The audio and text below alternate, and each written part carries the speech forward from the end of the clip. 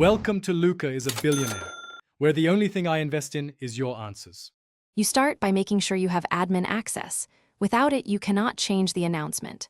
Once signed in, navigate directly to the phone system or PBX web console where recording's live. Make a quick backup of the current announcement file and note its format, WAV or MP3, and codec so your replacement matches. If you're using a cloud provider, pick the correct tenant or site. Now that prerequisites are satisfied, move to the media upload or announcement editor screen. You will now create and upload the new announcement. If you record locally, export to the same sample rate and codec the system expects. Mismatches can cause silence or distortion.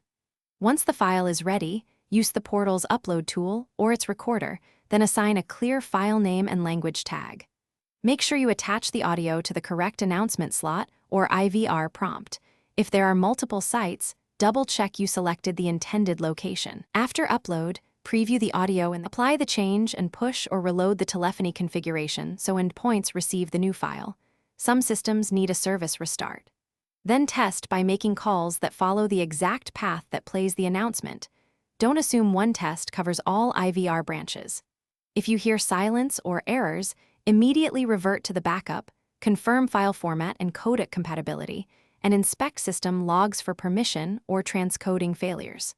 If problems persist, escalate to the platform provider with log snippets. Thanks for watching and please subscribe. It's the best investment you'll ever make.